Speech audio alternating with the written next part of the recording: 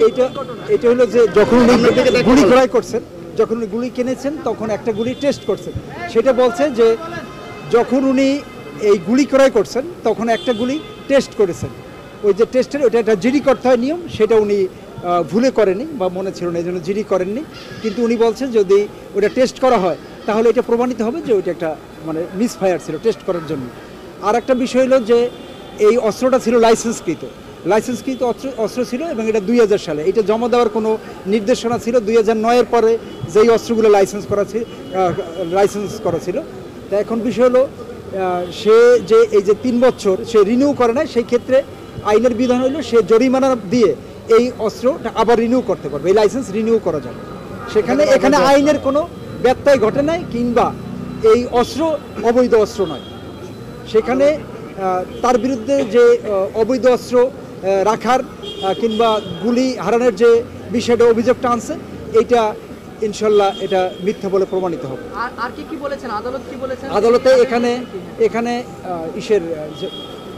Prosecution পক্ষ বলেছেন যে উনি আওয়ামী সরকারের আমলে, ফেসিবাদের আমলে বিভিন্ন ধরনের সুযোগ সুবিধা পেয়ে এনবিআর এর মেম্বার পর্যন্ত হয়েছে। যেহেতু সে ফেসিবাদী সরকারের ঘনিষ্ঠ ছিল, এই কারণে সে তার পদায়নটা অতি দ্রুত হয়েছে।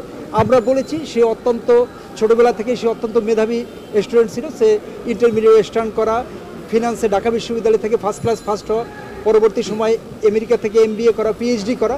সে তার যোগ্যতা বলেই সে এনবিআর কে পদোন্নতি পেয়েছে এবং সে আওয়ামী লীগের একেবারে শেষ সময় জাস্ট তাকে এই এনবিআর এর মেম্বার হিসেবে প্রমোশন দিয়েই তার চাকরির মেয়াদ শেষ হয়ে গিয়েছে। তার আগে তাকে অ্যাপিলেট ট্রাইব্যুনালে রাখছে, যেখানে সরকারের যারা সহযোগী সুবিধাভোগী তাদেরকে ওখানে পোস্টিং দেয় না। এটা আমরা বলেছি আদালতে।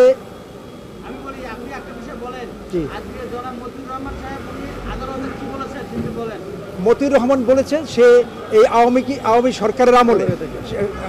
সরকারের আমলে সে বিভিন্নভাবে হ্যারাসমেন্টের শিকার হয়েছে। তার পদোন্নতি হয় না।